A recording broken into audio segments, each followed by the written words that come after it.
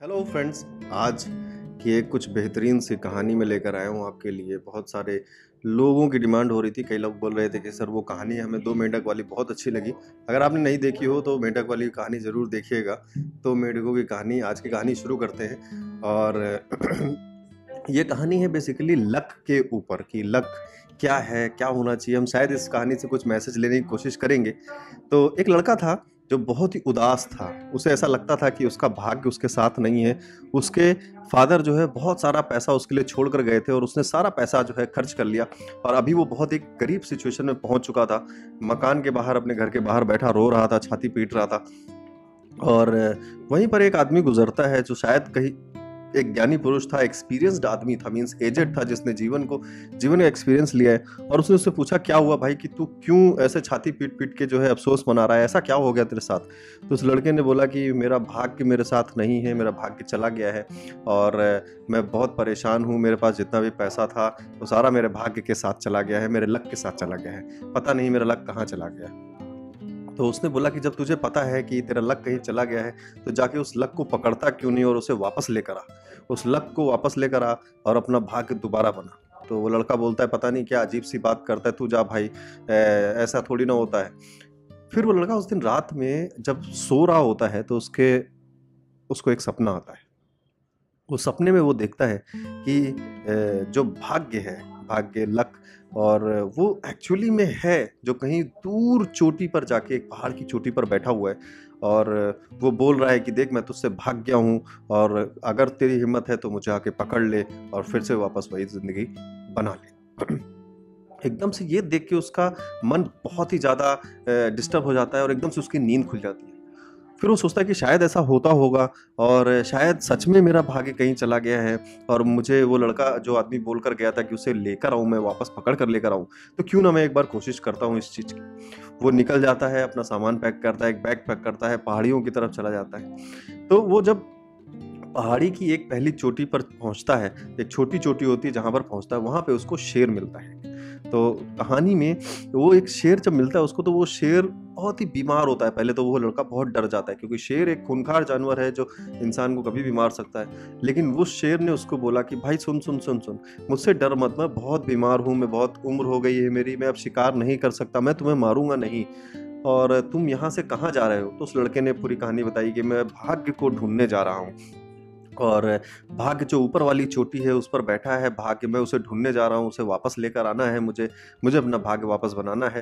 तो शेर बोला कि ठीक है, तुम अगर इस कार्य के लिए जा ही रहे हो तो अच्छी बात है, जाओ, लेकिन मेरा एक काम कर देना, तो जब तुम लौटोगे तो मैं तुम्हें इनाम दूंगा। तो उसने पूछा क्या काम करना है। तो उसने बोला, शेर बोला कि जब तुम्हारा भाग्य तुम्हें मिल जाए तो उससे ये जरूर पूछना कि मेरे लिए क्या उपाय है, कैसे मैं वापस ठीक हो सकता हूँ, कैसे मेरी बीमारी ठीक हो सकती है, मेरी बीमारी का क्या सोल्यूशन है जिससे कि मैं ठीक हो जाऊं। और उसका सोल्यूशन जब वो आंसर दे, जो भी आंसर दे, मुझे बताना आगे, मैं तुम्हें उसके बदले में इनाम दूंगा। तो उस लड़के ने बोला ठीक है, मैं जरूर पूछूंगा। और लड़का आगे की तरफ बढ़ जाता है। लड़का जब आगे की तरफ बढ़ता है तो कुछ देर चलने के बाद एक झरना होता है, बहुत बड़ा झरना होता है जिससे पानी गिर रहा होता है लगातार। और वहीं पे एक पास में एक बगीचा होता है जिसमें कुछ फल लगे होते हैं, सेब लगे होते हैं। तो उसे भूख भी लग गई होती है तो वो कोशिश करता है उन सेब को तोड़कर खाने की। और जैसे ही पहला बाइट लेता है, वो उस सेब की बाइट लेता है, वो सेब बहुत ही कड़वा होता है। तो और दूसरा फल ट्राई करता है, वो भी बहुत कड़वा होता है। तो उसको और गुस्सा आता है कि इतनी भूख लगी थी, ये फल इतने कड़वे हैं, पता नहीं क्यों। फिर वो तभी वहां पर एक उस जो फलों का जो बगीचा होता है उसका माली आ जाता है। और वो उसको बोलता है, आपको भी कड़वा लगा। तो उसने बोला कि हाँ, ये फल कड़वे हैं। तो उसने बोला, यही मेरी समस्या है, मैं बहुत परेशान हूँ, पता नहीं क्यों मेरे ही फल कड़वे हैं और मैं बहुत परेशान हूँ, कोई फ़ायदा नहीं है। तो वो फिर उसने पूछा माली ने कि तुम कहाँ जा रहे हो इस चोटी पर चढ़ते हुए। तो उसने फिर से वही कहानी बताई कि मैं भाग्य को ढूंढने जा रहा हूँ, मैं उसको वापस लेकर आऊँगा। तो माली ने बोला कि अगर तुम भाग्य के पास जा ही रहे हो तो भाग्य से मेरे लिए भी एक क्वेश्चन पूछना, एक सवाल पूछना। तो उसने पूछा क्या सवाल है तुम्हारा। तो माली बोला कि मेरे फल इतने कड़वे क्यों हैं, मेरे बगीचे के फल इतने कड़वे क्यों हैं, मैं इनको कैसे मीठा करूँ, उसका कोई उपाय, कोई सोल्यूशन अब उस भाग्य से ज़रूर पूछना और मुझे बताना। लौट कर आना, जब मुझे बताओगे तो मैं उसके बदले में तुम्हें इनाम दूंगा। तो उसने बोला, ये भी आदमी इनाम दे रहा है, वो शेर भी इनाम दे रहा था, तो इनके सबके सवाल वहां पर मैं जरूर पूछूंगा भाग्य से जाकर। फिर वो वहाँ से दोबारा चढ़ना शुरू करता है और चोटी पर पहुँचने ही वाला होता है, उससे पहले उसे एक बहुत बड़ा महल दिखता है, जो सोने का महल था। बहुत बड़ा महल था, सब कुछ था महल के अंदर, और उस महल के अंदर एक रानी थी जो बहुत ही उदास थी, और वो महल के बाहर बैठी थी। और रानी ने जैसे ही इस लड़के को देखा, उसने उससे पूछा कि तुम ऊपर कहाँ जा रहे हो? तो फिर लड़के ने वही जवाब दिया कि मैं अपने भाग्य को ढूंढने जा रहा हूँ, भाग्य ऊपर चोटी पर रहता है, मुझे उससे मिलना है और अपने भाग्य को वापस लेकर आना है। तो जैसे ही उसने ये बात सुनी, तो उस रानी ने भी यही बोला कि मैं बहुत उदास रहती हूँ, अगर कोशिश करना कि तुम अपने भाग्य से मेरे लिए भी कोई सॉल्यूशन लेकर आना, जिससे कि मैं खुश हो जाऊं, मैं खुश रहूं जीवन में। मेरे पास सब कुछ है लेकिन फिर भी मैं उदास रहती हूँ। तो उस लड़के ने बोला बिल्कुल मैं कोशिश करूंगा, और उसके बदले में मुझे क्या मिलेगा? तो उसने बोला कि मैं तुम्हें उसके बदले में जो है एक इनाम दूंगा। तो उस रानी ने भी उसको उसके बदले में इनाम देने की जो बात कही, और वो सारी तीनों लोगों के सवाल, शेर का भी सवाल, माली का सवाल और रानी का सवाल लेकर ऊपर की तरफ चढ़ना शुरू कर दिया उसने। और जैसे ही वो चोटी पर पहुंचा, उसने देखा एक्चुअली में वहां पर एक बंदा था, एक आदमी था जो जिसका नाम भाग्य था। जैसे ही वो उस आदमी से मिला, उस भाग्य से मिला, और उस भाग्य को उसने सारी कहानी बताई कि मैं ऐसे चला गया हूँ, मैं बहुत दूर चला गया था, तुम मुझसे बहुत दूर चले आए हो, मुझे बहुत तकलीफ़ हो रही है, मैं बहुत गरीब हो गया हूँ, तुम प्लीज़ मेरे साथ वापस चलो और मेरी सारी समस्याओं का समाधान हो जाएगा। भाग्य ने बोला ठीक है, मैं अभी तो ध्यान में हूँ, तुम चलो वापस, मैं तुम्हारे पीछे पीछे आ रहा हूँ। भाग्य ने एक अच्छा उसको सजेशन दिया और एक सुझाव दिया कि तुम आगे आगे बढ़ते रहना, मैं तुम्हारे पीछे पीछे आ रहा हूँ। और ये बात सुन के वो लड़का वापस जो है वहाँ से पहाड़ी से नीचे उतरना उसने शुरू किया, और एक एजम्पशन लेकर चल रहा था कि भाग्य मेरे पीछे पीछे आ रहा है, मेरे सपोर्ट में है और मेरे घर तक वापस जाएगा। लौटते समय जब वापस वो रानी के महल पर पहुंचा रास्ते में, तो रानी से मिला। रानी ने बोला कि तुमने क्या, मेरे सवाल का कोई जवाब मिला तुम्हें? क्या तुमने भाग्य से पूछा? तो उसने बोला कि हाँ, मुझे सवाल मिला है, और उसने उसको जवाब दे दिया, और जो है वहां से चला गया वापस।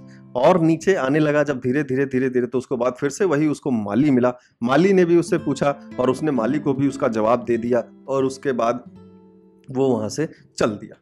नीचे आया जब सबसे आखिरी बार, जब वो शेर के पास पहुंचा, तो शेर ने रोका उसे, बोला क्या तुमने मेरे सवाल का जवाब लिया और क्या तुम्हें भाग्य मिला? तो उसने बोला कि हाँ, मुझे भाग्य मिला, मैंने तुम्हारे सवाल का भी जवाब लिया, और भी 2 सवाल लेकर गया था मैं, एक माली का और एक रानी का।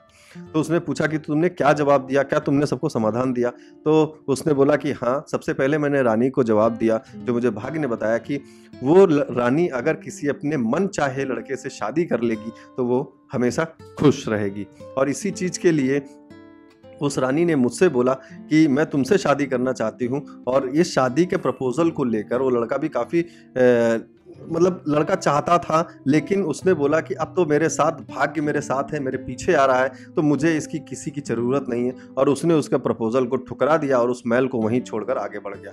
और फिर मुझे जब माली मिला, तो माली को मैंने बताया उसका सोल्यूशन। उसने बोला कि पानी की कमी की वजह से, मीन सही पानी की सिंचाई ना होने की वजह से उसके फल जो है कड़वे हो रहे हैं। तो जो झरना आ रहा है जिससे वो सिंचाई कर रहा है, उस झरने के नीचे एक सोने की खदान है, तो अगर वो पानी वहां से खदान हटा दे या फिर कोई दूसरे पानी से सिंचाई करे, तो उसके फल और मीठे हो सकते हैं, ये मीठे होने लगेंगे। तो माली ने मुझे, उस लड़के बता रहा था शेर को कि माली ने मुझे बोला कि मैं ये, तुम रुक जाओ थोड़ी देर, मैं इस झरने के पीछे से सोने की खदान निकाल देता हूँ, तुम उस सोने को ले जाना इनाम के तौर पे, और फिर तुम्हारा इनाम भी तुम्हें मिल जाएगा।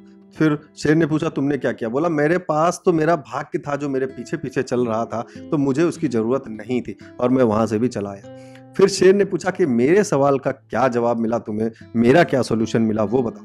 तो उस लड़के ने बोला कि भाग्य ने बोला कि तुम अगर किसी सबसे बड़े बेवकूफ, दुनिया के सबसे बेवकूफ इंसान को अगर मार के खाओगे, तो फिर तुम्हारी बीमारी ठीक हो जाएगी। शेर ने ये बात सुनी और उसने सोचा इस बेवकूफ आदमी से बड़ा शायद ही कोई बेवकूफ होगा, और उसने लड़के को तुरंत झपट्टा मार के सर फाड़ दिया और उसे खाया। तो ये एक छोटी सी कहानी थी, और इस कहानी से आप क्या सीखे आप भी कमेंट करके बताइए। हालांकि इंटरेस्टिंग स्टोरी लगी मुझे, मैंने कहीं पढ़ी सुनी, और तो मैंने सोचा आपके साथ शेयर करूं। तो मेन चीज़ क्या है ना, लोग भाग्य के भरोसे हमेशा रह रहे हैं। वो उनको लगता है कि पीछे से कोई सपोर्ट ले रहा है, कोई मेरी मदद करेगा, कोई मेरी मदद करेगा। ऐसा कभी नहीं होने वाला है कोई भी इस वर्ल्ड में। और जैसे जैसे वर्ल्ड इवॉल्व कर रहा है आगे की तरफ, जैसे जैसे लोगों के अंदर पैसे की लालच बढ़ रही है और भी लग्जरियस लाइफ की लालच बढ़ रही है, आप देख रहे होंगे आसपास बहुत सारे लोग जो भी काम कर रहे हैं वो सब कुछ ना कुछ किसी ना किसी को दिखाने के लिए कर रहे हैं और पैसे की लालच बढ़ रही है। तो आपकी मदद शायद ही कोई करेगा। और मेरा जहाँ तक मानना है कि फैमिली में सिर्फ और सिर्फ जो है, इवन भाई बहन पर भी नहीं इतना, लेकिन जो पेरेंट्स होते हैं आपके, मदर फादर, वही एक्चुअली में दो लोग होते हैं पूरी लाइफ में आपके जो आपको हमेशा सपोर्ट करते हैं। तो भाग्य के भरोसे मत रखिए, अपना भाग्य खुद बनाइए, खुद काम करिए, मेहनत करिए और सारी चीज़ों को अचीव करिए। आपको अगर ये स्टोरी अच्छी लगी हो, आगे फर्दर स्टोरीज चाहते हो तो चैनल को सब्सक्राइब कर लीजिएगा, कमेंट करके बताइएगा मुझे। और चैनल को सब्सक्राइब करिए क्योंकि मुझे नहीं पता कि मैं कब भी स्टोरी डालूंगा, कब डालूंगा, मुझे खुद नहीं पता है कब मुझे कौन सी एक अच्छी स्टोरी मिल जाएगी जो मैं आपके साथ शेयर करूँ, जिससे आप कुछ सीख सकेंगे। तो अगर आप चैनल को सब्सक्राइब कर लेंगे और बेल आइकन को नोटिफिकेशन में ऑल कर लेंगे तो जैसे ही मैं अपलोड करूं, चाहे रात में करूं, चाहे दिन में करूं, चाहे सुबह करूं, आपके पास पहुंच जाएगा नोटिफिकेशन और आप उस स्टोरी को सुन सकते हैं, बच्चों को सुना सकते हैं और अपने फ्रेंड्स के साथ शेयर कर सकते हैं, जगह जगह शेयर कर सकते हैं। तो मैं चाहता हूं कि आप इस स्टोरी को ज़्यादा से ज़्यादा लोगों तक शेयर करें और इस मैसेज को पहुँचाएँ। मिलता हूँ मैं बहुत जल्द एक दूसरी स्टोरी के साथ, बने रहिए।